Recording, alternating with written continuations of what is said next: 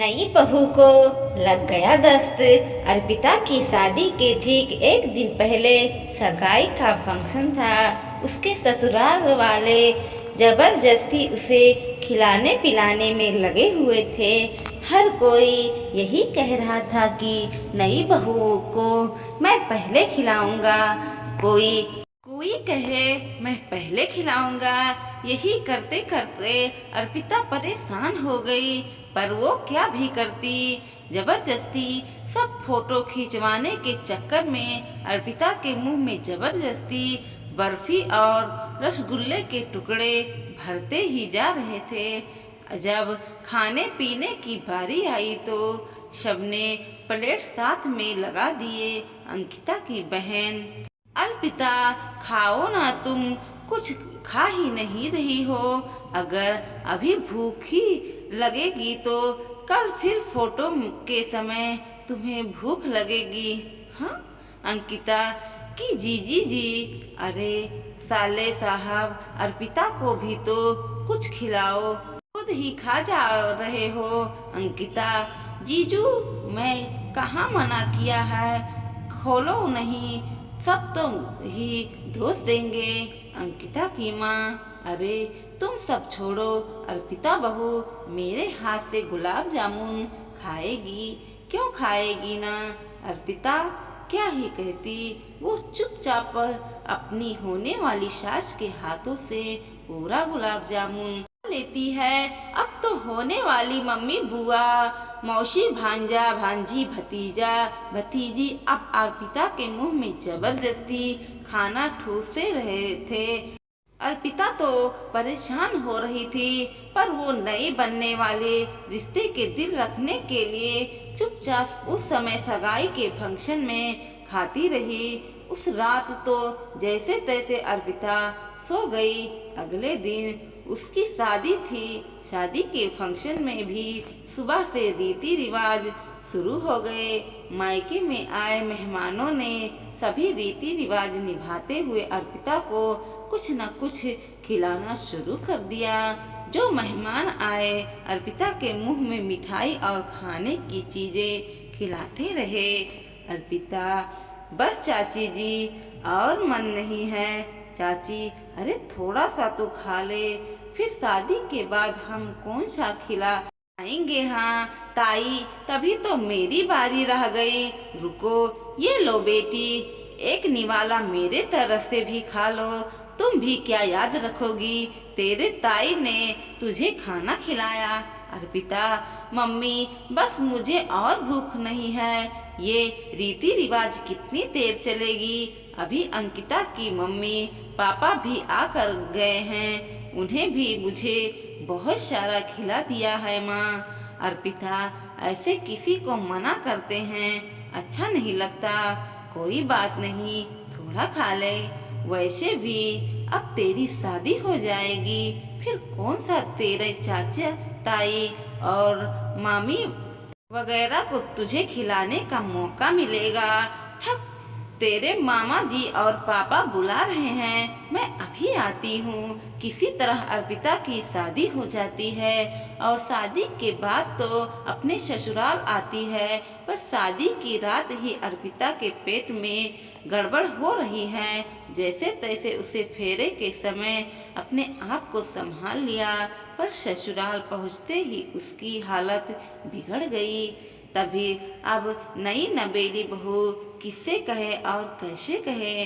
अंकिता की बहन अर्पिता, माँ ने तुम्हारे लिए ये गरम गरम नाश्ते भेजे हैं, तुम जल्दी से कर लो। फिर कुछ देर बाद मोहल्ले की औरतें आएंगी और तुम्हारी मुंह दिखाई की रस्म होगी। अर्पिता, बबली दीदी, वो मैं अंकिता की बहन, अरे शर्माना कैसा, मुझे पता है आपके लिए नया है, इसलिए आपको मेरे सामने खाने पीने में शर्म आ रही है। ठीक है, तुम खा लो, मैं थोड़ी देर बाद दोबारा आती हूँ। अर्पिता, दीदी अंकिता कहाँ है। अंकिता की बहन अंकिता, वो तो अपने जीजू के साथ नीचे हॉल में नाश्ता कर रही है। अर्पिता की ननद ढेर सारा मक्खन लगाकर आलू के पराठे और दही रख जाती है। तब अर्पिता ना खाए तो भी बुरी बनेगी और खाए भी उसकी हालत खराब होगी। अर्पिता बुरी तरह से फंस चुकी थी। तभी उसकी सास आ जाती है। अर्पिता की सास, अरे बहू अर्पिता, तुमने अभी तक नाश्ता नहीं किया, क्या हुआ? मेरे हाथ के पराठे पसंद नहीं आए क्या? अर्पिता, नहीं नहीं नहीं मम्मी जी, पराठे तो बहुत टेस्टी हैं, बम खा ही रही थी। अर्पिता की सास, अच्छा अच्छा ये लो, ये भी खा लो, तुम्हारे ससुर जी तुम्हारे लिए ताजी ताजी जलेबी और रबड़ी लेके आए हैं। वो बोल रहे थे कि यह फेमस हलवाई की रबड़ी जलेबी है, तो अर्पिता को जरूरी खिलाना बड़े मन से उन्होंने तुम्हारे लिए भेजी है। अर्पिता रबड़ी जलेबी भी देखकर परेशान हो जाती है। पहले ही उसका पेट गड़बड़ कर रहा था, ऊपर से रबड़ी जलेबी। अब ससुर जी ने भेजी है ये कहकर सास ने कुछ कहने से रोक दिया। क्या करे और क्या न करे, जबरदस्ती सास मुंह में रबड़ी जलेबी ठूस जाए। अर्पिता चाहते भी न मना कर सकती। सास के जाने के बाद अर्पिता परेशान हो गई। वो तो बार बार टॉयलेट भागो, फिर बाहर आई, फिर भागी, फिर बाहर आई। जिस बात का डर था वही हुआ। अर्पिता को दस्त लगा गया, उसका पेट खराब हो गया। लगातार लूज मोशन आए जा रहे थे। बिल्कुल पानी दस्त करते हुए अर्पिता को कमजोरी महसूस होने लगी। उधर से उसकी नंद उसे लेने आ गई। अर्पिता की नंद, अर्पिता क्या हुआ? तुम अभी तक बाथरूम में ही हो? माँ बहुत देर से तुम्हारा इंतजार कर रही है। मोहल्ले की औरतें और रिश्तेदारे बागैर मुंह दिखाई के रस्म के लिए हॉल में जमा हो गए। अर्पिता अभी आई, बस थोड़ी देर और दीदी, आप चलो मैं आती हूँ। अर्पिता की नंद, ठीक है, नीचे आने से पहले मुझे आवाज लगा देना। नंद चली गई, पर अर्पिता के मोशन रुकने का नाम ही नहीं ले रहे थे। उसकी हालत लगातार खराब हो रही थी। जैसे तैसे वह तैयार होकर अपनी नंद के साथ हाल में पहुंचती है। सब औरतें मुंह दिखाई की रस्म के लिए आती हैं और अर्पिता को फिर से मीठा खिलाने लगी। पहली औरत, ये लो बहू, हमारे हाथ से भी खा लो। अरे बहू, शर्मान आ रही है, हमारे हाथ से नहीं खाएगी। अर्पिता की सास, नहीं नहीं, ऐसी बात नहीं है बहन जी, अर्पिता बहू आंटी जी के हाथ से भी खाओ। अर्पिता जबरदस्ती मिठाई के पीस खा लेती है। सब लोग चाय नाश्ते वगैरह कर रहे थे और मजबूरी में अर्पिता को भी करना पड़ता है। जब अर्पिता से यह बैठा नहीं जा रहा था, उसे फिर से लूज मोशन आने लगता है। वो अंकिता को आवाज लगाती है, पर अंकिता दोस्तों और रिश्तेदारों में बिजी रहती थी। अर्पिता से रुका नहीं जा रहा था। फौरन अपने कमरे की ओर भागती है और सीधे टॉयलेट में जाती है। कुछ देर बाद उसे आराम पड़ता है, पर अब उसकी हालत बिगड़ती जा रही थी। अर्पिता को चक्कर आने लगते हैं। उसका पेट का दर्द हो रहा था, तो बेड पर लेट जाती है। तभी उसकी सास कमरे में आती है। अर्पिता की सास, क्या हुआ अर्पिता बहू, तुम्हारी तबीयत तो ठीक है ना?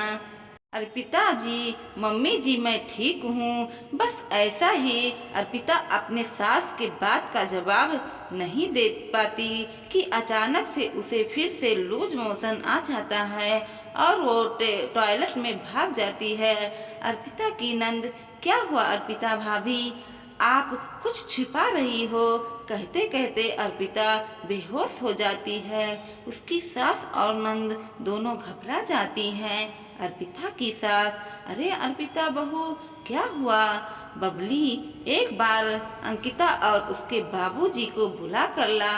अर्पिता की नंद अंकिता और अपने बाबूजी को बुला कर लाती है। अंकिता डॉक्टर को फोन करती है। डॉक्टर आती है और अर्पिता का चेकअप करती है। अर्पिता दीदी, माँ जी, मुझे ज़्यादा हैवी खाना खाने से दस्त लगा गया है। कल रात से ही पेट बहुत गड़बड़ कर रहा था। कुछ देर बाद अर्पिता जब बाहर आती है तो उसकी सास के साथ साथ नंद भी वहीं खड़ी थी। डॉक्टर, अगर मेरे आने में थोड़ी देर हो जाती तो अर्पिता को हॉस्पिटल में एडमिट करना पड़ता। अर्पिता की सास, कोई घबराने की बात तो नहीं है ना डॉक्टर? डॉक्टर, नहीं नहीं, अब डरने की कोई बात नहीं। मैंने इंजेक्शन दे दिया है, लूज मोशन रुक जाएगा। पर अर्पिता को बिल्कुल भी हैवी खाना नहीं देना, बहुत लाइट खाना देना, जैसे जूस, फ्रूट, खिचड़ी, दलिया, दही वगैरह, और कुछ भी तला भुनाया। फिर ज़्यादा मीठा नहीं देना। डॉक्टर अर्पिता को दवाई और इंजेक्शन लेकर चली जाती है।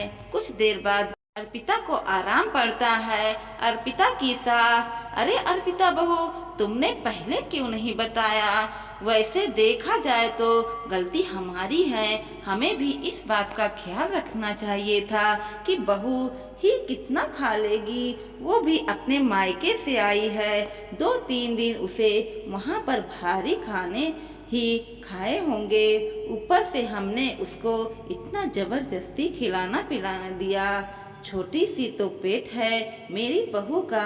हाय टी, मेरी लाडो, देखो चेहरे कैसे मुरझा से गए हैं। अर्पिता की नंद माँ, और अभी अर्पिता के लिए फलों का जूस निकाल कर लाती हूँ। अंकिता, सॉरी अर्पिता, मैं अभी तुम्हारा ख्याल न रख सका। अर्पिता के ससुर बहू और तुम्हारा पेट खराब था तो तुम मना कर देती। तुमने हम सबके दिल रखने के लिए हमारे लिए ही चीज़ों को बिना कुछ कहे खा लिया ताकि बुरा न लगे। अर्पिता ने ससुर, कमला हमारी बहू बहुत संस्कारी और समझदार है।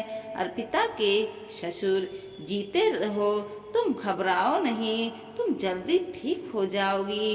अर्पिता के ससुर, कमला, बबली, तुम्हें अर्पिता बहू का पूरा ख्याल रखना है, ठीक है। अर्पिता की मम्मी को भी फोन पर ये बात पता चली तो उन्हें भी बहुत है कि अर्पिता की शादी 2 दिन पहले ही इतना भारी खाना पड़ा और उसका दिल रखने के लिए अपने मायके में भी किसी को मना ना कर पाई।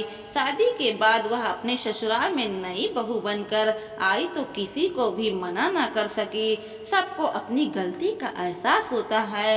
एक दिन वो में अर्पिता ठीक हो जाती है। अब रिश्तेदारों में पहले रोटी खाने जाना था, इस बात को लेकर और चिंता में थी। इस तरह उसकी सास ने सब कुछ संभाल लिया।